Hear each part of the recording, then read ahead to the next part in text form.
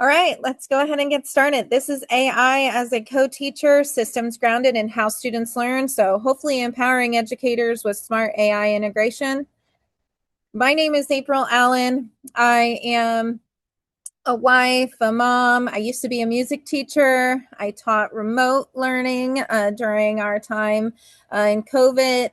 I taught reading and math during that for my district. I have taught science, sixth grade science and social studies, along with computer science.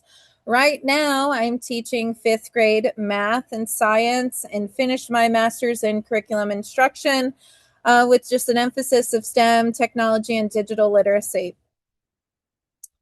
All right. So tonight we will have a workbook that you can be using the entire session. I like my sessions when I attend them to be interactive, and so I'm hoping that you'll take this workbook and find it interactive and engaging to keep you following along with my presentation. So once we're in, let's go ahead and if you're in the workbook, you can turn to page 1. You'll see the title. It says AI, my co-teacher. This is your space to think, plan, and actually apply what we're doing tonight. So everything today comes from real classrooms. So things that I've lived through. This is not theory. I've been integrating technology for several years. So this is just trial and error in what I've tried and really what I found worked best in my classrooms.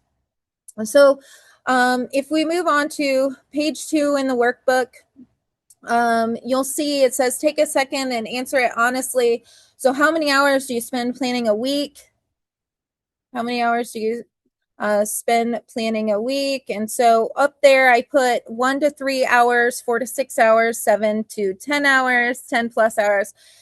Teachers, we always plan a lot. We have great ideas and we always want the best for our students. And so I can't tell you how many hours I've planned. When I was doing music, I was planning so many hours, probably 10 plus hours, planning each week, and that's in school and out of school. So all right, so what would you do with 30 extra minutes is my question for you.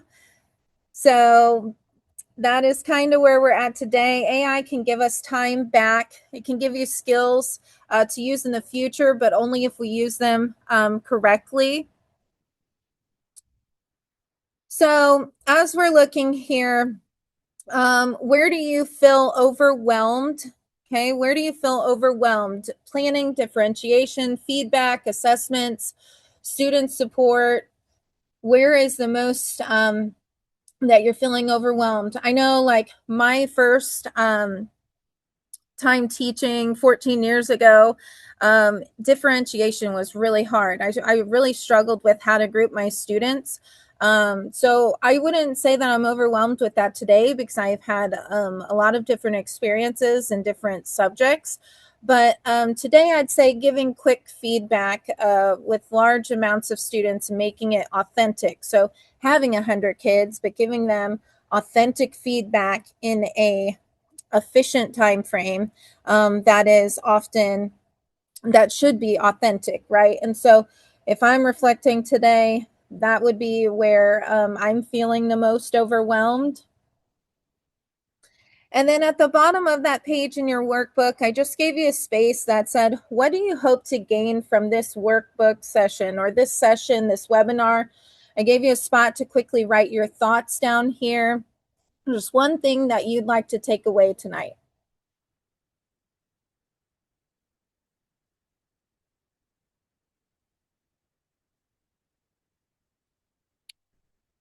All right. Okay, so most teachers, we try AI and we say, "Oh, that's cool," but I don't really have time for that, right? And I've been there, I've done that, I've seen some really cool things, and I'm like, "Oh, I just don't have time for that," right? And that made me shift my thinking to having systems. So, when we use random prompts and things like spur of the moment we tend to not put systems into place. So today is about showing you some repeatable systems that you can use in creating workflows and algorithms. My background is in computer science. So as you can see on the screen here, I have a flow chart here.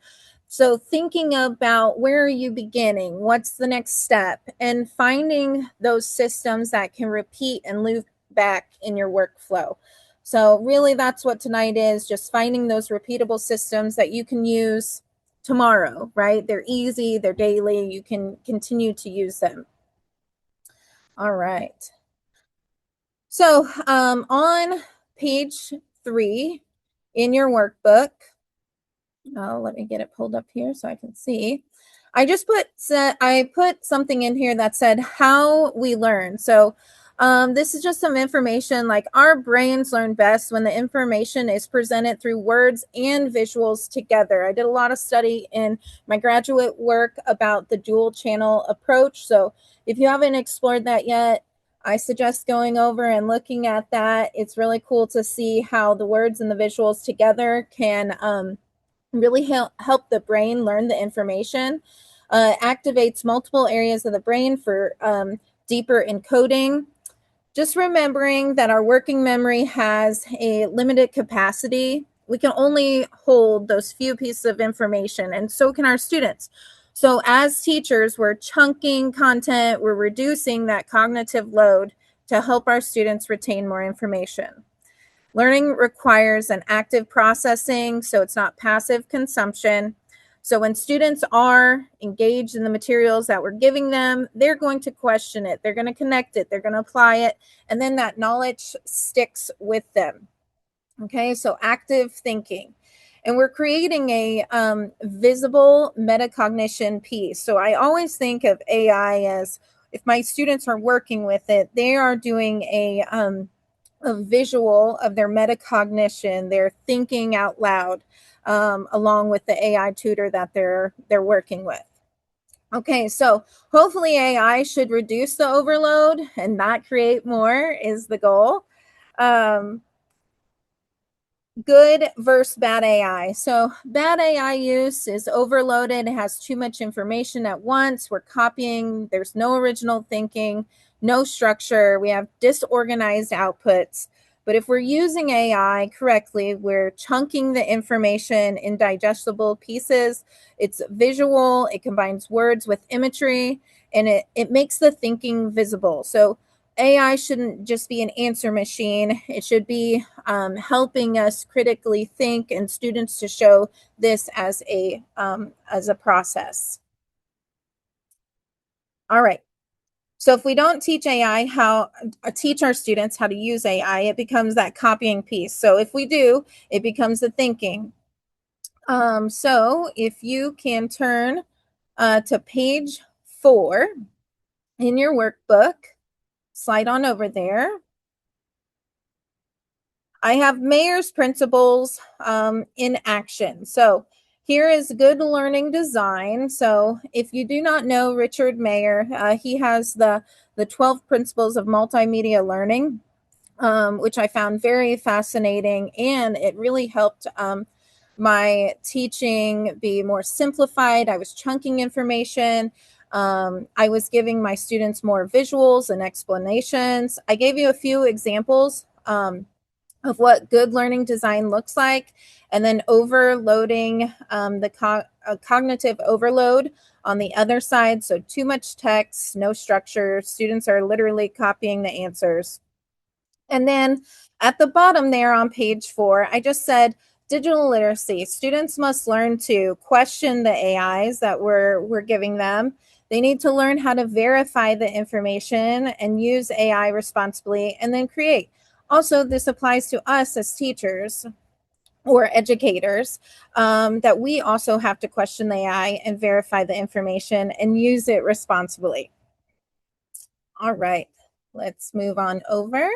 We're going to be on page 5 now, trying to move pretty quickly here. So on here, I have, these are the rules that I teach my students. So AI can always be wrong. You have to verify it, which is the digital literacy coming into play here. We're not just copying it over and pasting it. We're asking better questions. All right, so on your workbook here, I just said I want you to write one rule you would teach your students, a rule that you would teach them how to use AI in your classroom. So you can fill that in. And then at the bottom, what is one student prompt I will use in my class to teach them one of these rules?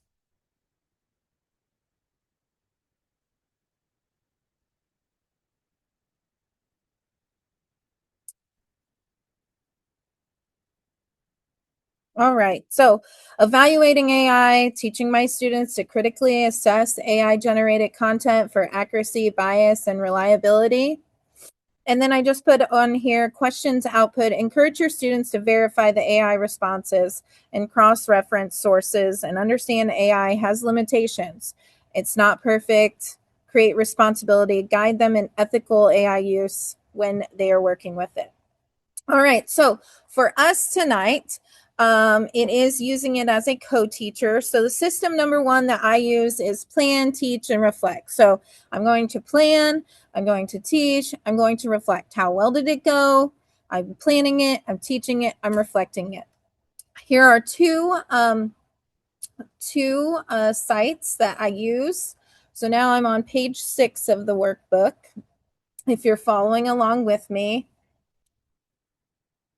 so I love Teach Share and School AI.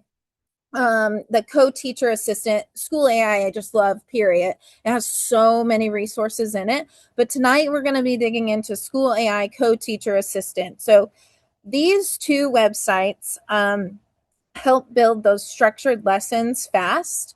These tools help teachers create organized lessons effectively. We're reducing that cognitive load before teaching even begins. So I'm going to show you here in a second that these two sites really streamline the lesson planning. If you've ever used them, you probably love them. You can focus your energy on what matters most. And of course, we're always wanting to engage with our students more.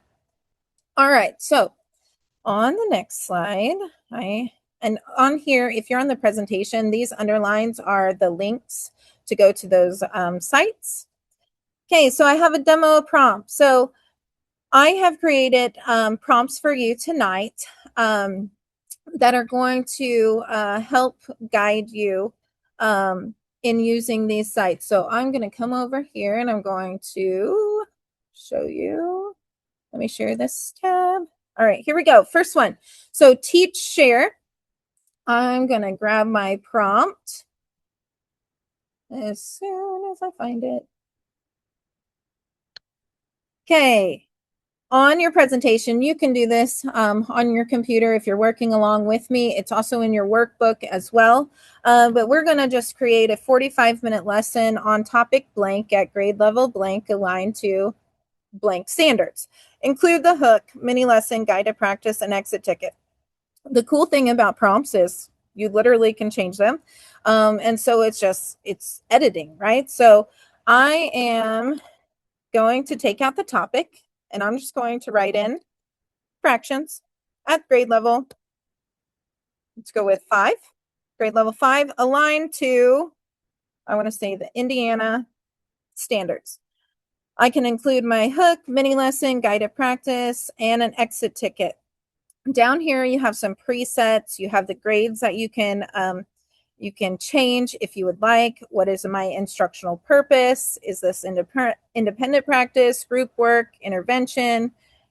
Is this going to be homework? Am I assessing? There's lots of different purposes here, but we're just going to leave it blank for tonight.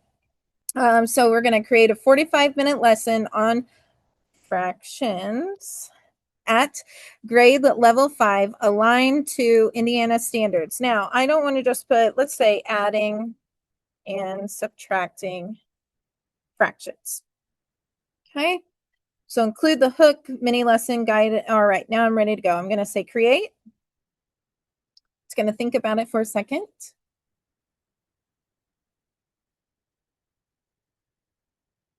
Sometimes it can take a little bit of time, and we are okay. There we go.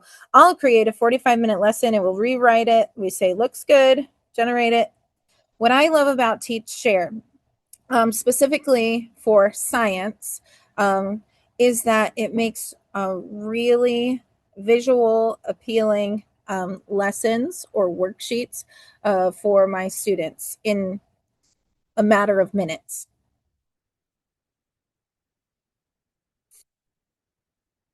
All right. Give it a few more minutes. It's thinking.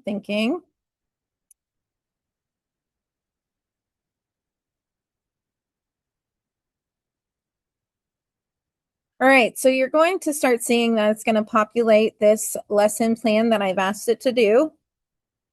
It's going to give some great visuals here, trying it out. I do, we do, you do. Has some practice here for my students to do. Again, continued practice and error analysis. Spot the mistake, very important at this time of year. What did they do wrong? How would we fix it? And then lastly, the exit ticket. All right. What do you guys think? Do you like it? This is one of my favorite sites. Also, there's an extension here as well on my screen. So if you click it, this will bring up some different options for you. So you can create an interactive presentation, an assessment creation based on this document, and then fractions basic review. I am not signed in for this one tonight. I just pulled it up, but you can definitely sign in with Google, with your school account, and start creating these.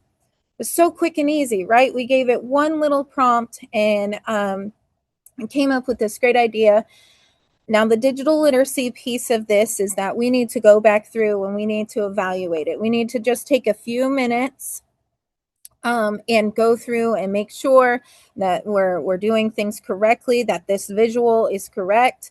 I would go through, I would do every single problem here. I'm just making sure that it's correct, that I have the answers.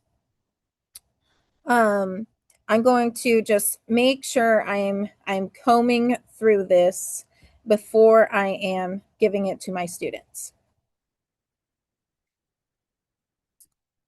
All right, where are we at here? All right, so in your workbook here, at the bottom, I said, what did the AI do well? So based on what you're looking at right now, what do you think the AI did well? What did that prompt do well? Okay, and what would I change? So as we're using these tools, as we're going through this system, okay, what would we change? We're planning, we're teaching, we're reflecting. What would we change with this one? All right, now I want to share the same thing. We're going to do the same prompt, but now we're going to go over to School AI. So I have signed in. You have Discover. If you've never been on School AI, it is one of my favorite. Last week I presented on this one a little bit. And I'm going to go down to assistants. So we're looking for a co-teacher. We're looking to plan, to teach, and to reflect. So we're going to click the co-teacher. I am going to paste in my prompt again. I'm going to say adding and subtracting fractions at the 5th grade level, aligned to Indiana standards, include the hook, mini lesson, guided practice, and exit ticket. So I'm just editing that prompt. I already have the prompt done. I'm just throwing it in and going. Let's see what this one will bring out for us. All right, so now you're going to see that this looks much different than the Teach Share. So this would be what I would consider what my lesson plans. look like. You have your standard at the top, the hook, the mini lesson. We have a visual draw fraction bar. So this is what I would do on the board. Your guided practice. Not so many examples here. We do have a worksheet, but again, it is not putting it into boxes, into a visual for the students. We do have an exit ticket. All right, so let's say, what should I reteach for tomorrow? So today my kiddos took a exit ticket for adding and subtracting fractions. So I'm going to go over to my Google Sheets and I'm going to pull that data. I'm going to copy it and paste it in so you will see it in just 1 second. All right, so what should I reteach tomorrow? Based on this data, okay, based on all of my students' data, what should I reteach?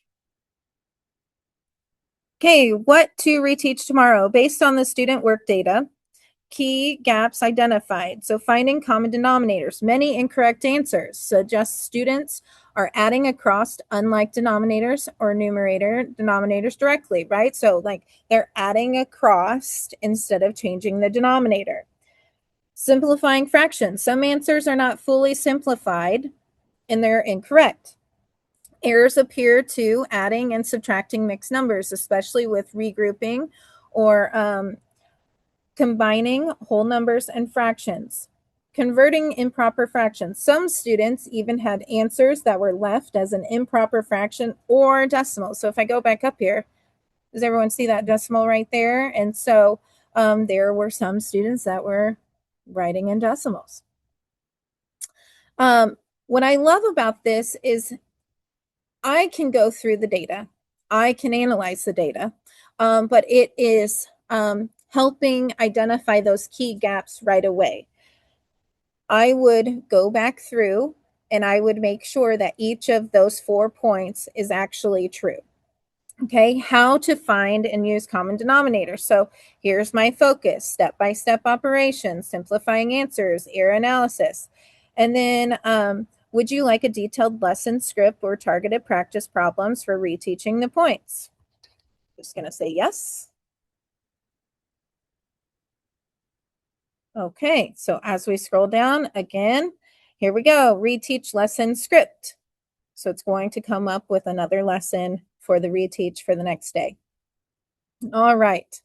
Those are 2 sites that I love when I am working in the system of plan, teach, and reflect. Plan, teach, reflect. Again, those are linked.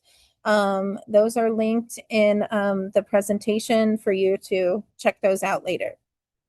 And I have the prompt here as well.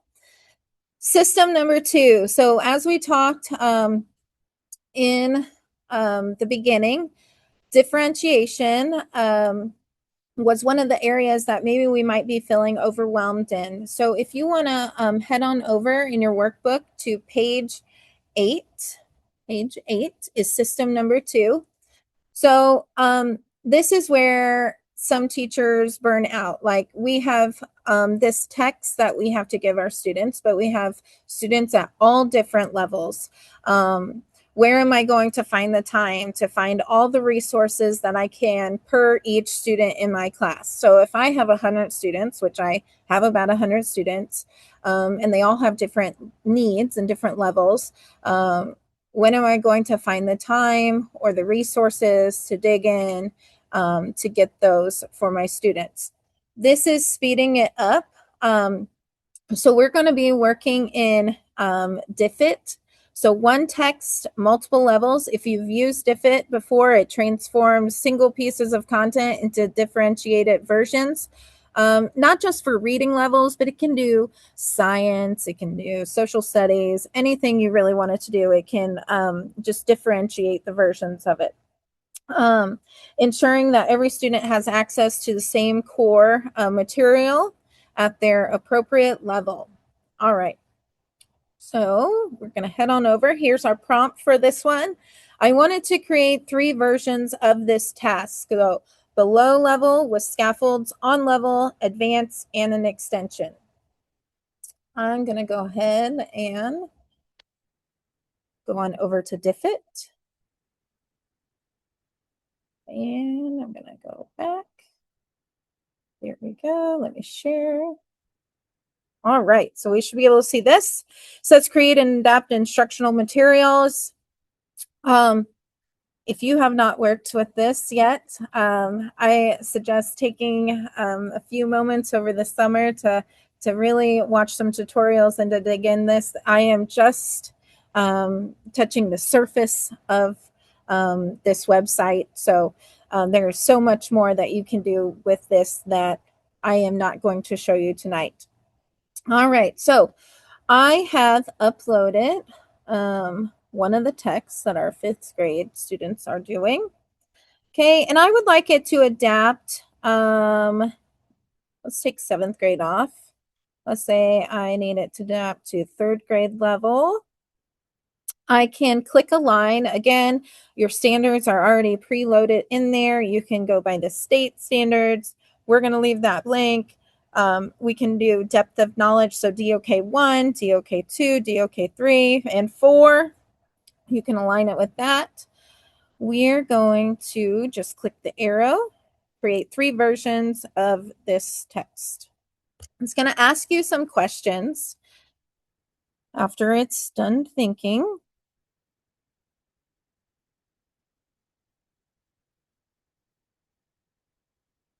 All right. Which skill level should which skill should these levels focus on? So what are we looking to focus on? Are we looking to focus on vocabulary and context clues, determining the theme and life lessons? For our 5th graders, they were determining the theme of this. So I'm going to press continue. How will students use these reading levels? So do I want a comprehension worksheet? Do I want to work in small groups and discussion guides? Do I want a writing prompt about the lesson? So let's go ahead and do a comprehension worksheet. You can click all 3 if you would like. How will students use these worksheets in your lesson? Let's say independent practice or a small group guided reading. And you can also skip these questions if you do not. Oh, no. Oh, one quick question. Which group needs the most support? So I'll just say my struggling learners. Let it generate.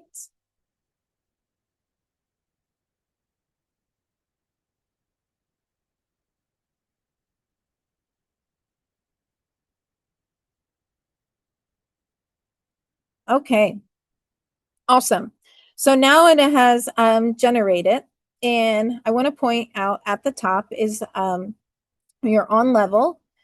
Here you're going to have 4th grade, which is what I selected in the beginning. Then we have an 8th grade level. And then we have our struggling readers. Here is their support documents for this same reading.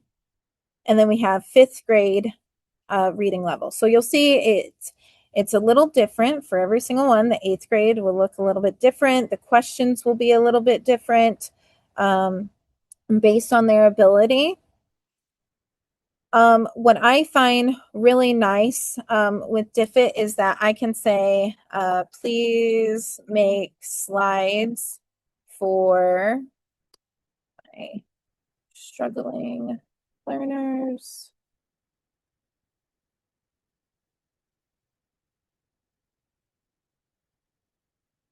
So I'm going to say the ELL and struggling reader support at.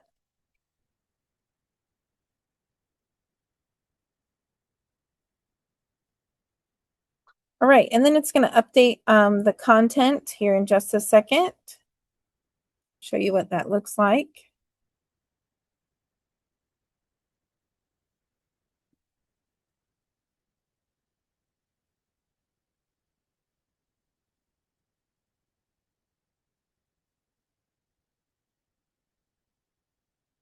All right, at the top, now you're going to see that it's populated some slides for you to use, maybe with that group.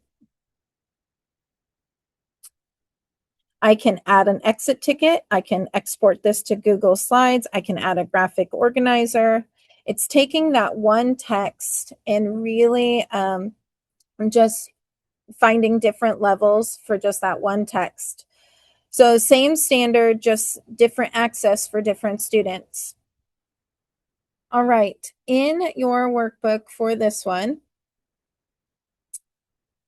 I wanted you to reflect on the time it has saved.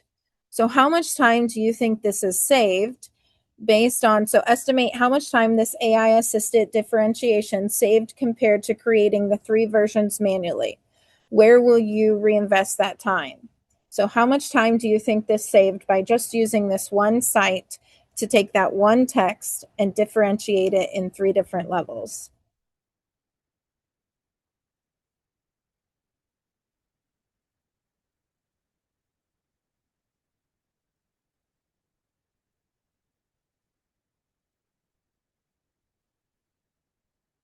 I also want you to think about considering which group gains the most from these AI generated differentiations. So think about scaffolding, complexity, and engagement levels across each version. So which group is going to gain the most from this?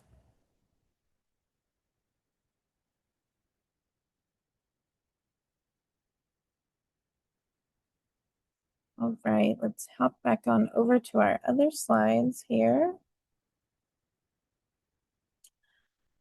All right, so I am a science teacher, and so we are going to do an inquiry design.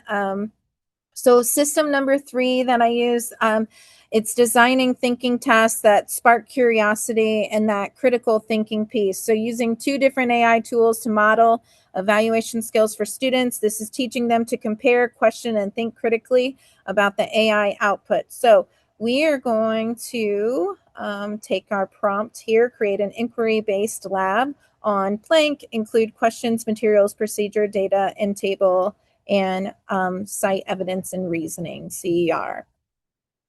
Let me go ahead and grab my prompt here, show you what that looks like.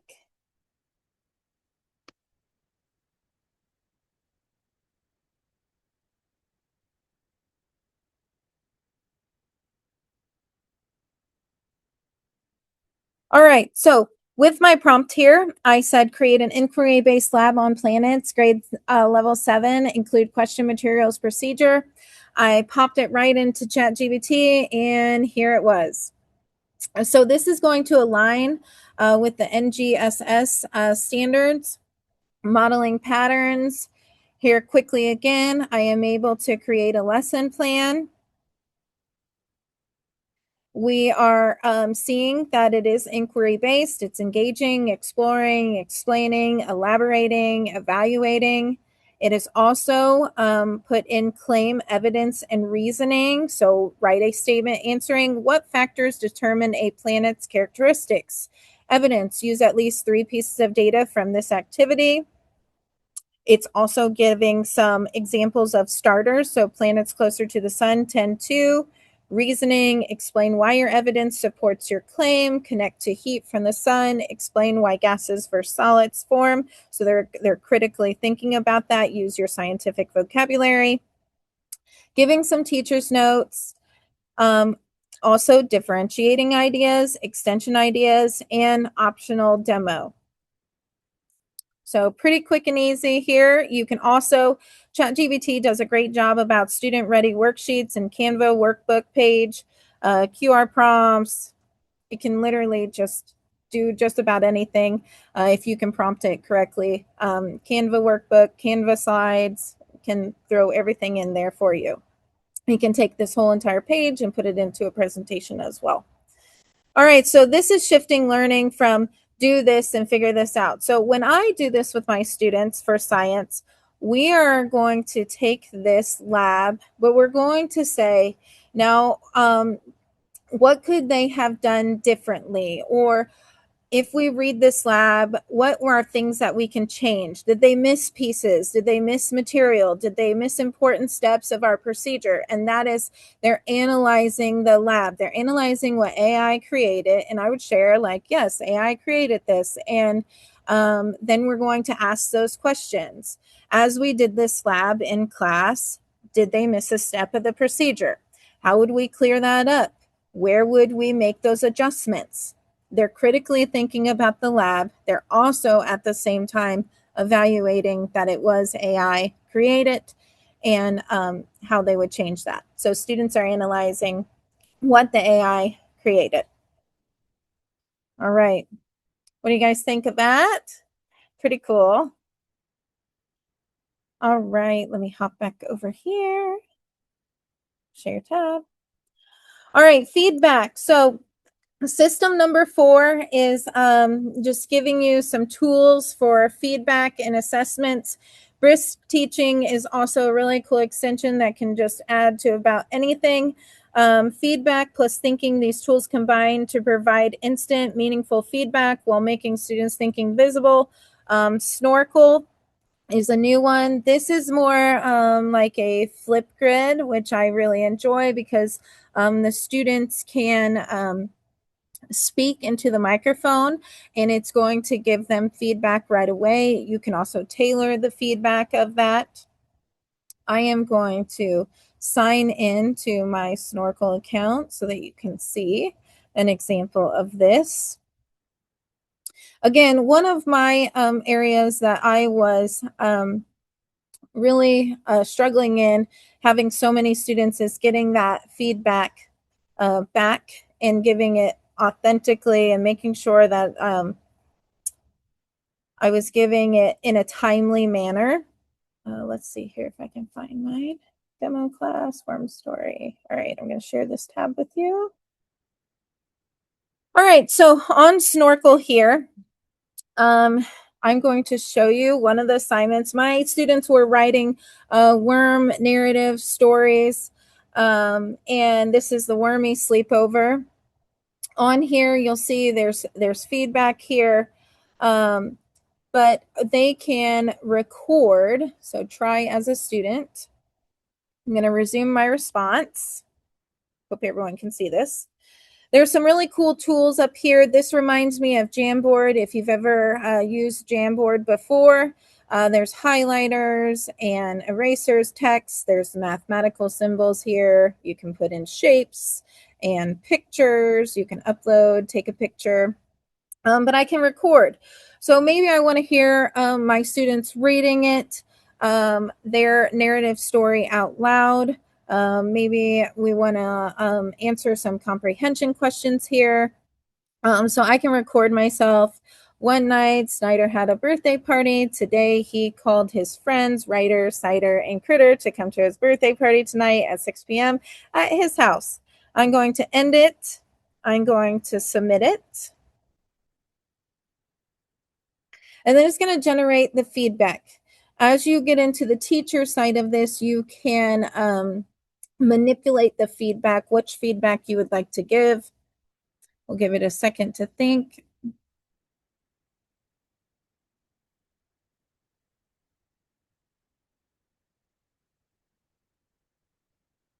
Okay, so great job reading clearly. Your pronunciation was excellent and easy to follow. You wrote a wonderful summary of what happened in the story and named all the characters perfectly. I noticed you haven't shared your favorite part of the story or how it could be improved yet. Can you tell me what part you would like best and why? And then I can respond again. It gave me a 2 out of 4, fair. So it still said I had it incorrect, but you can write different prompts in here to give your students feedback with this. So if you're in the workbook, this is on page 10. So AI is just speeding up maybe some of our feedback. It's being creative with it.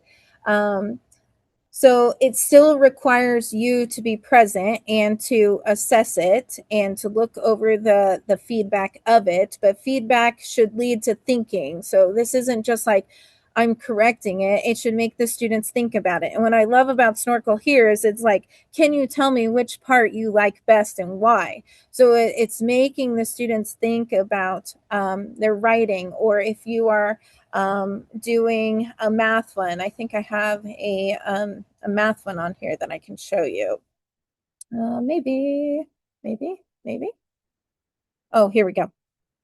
So multiplication, in this expression, 8 times m over 9, what value of m would make a product greater than 8? Explain your reasoning. They can write on here. It can tell me what's going on, but it's making them think about it. Your math is right, but try explaining your thinking with words next time. So then they respond again. This helps show you understand why you answered the way it works. So again, that metacognition piece, that system of making them think about it. All right, let me go back over to our slides. So system number 4, feedback and assessment. Digging into that, I'm trying to be hurrying up and finishing tonight for you.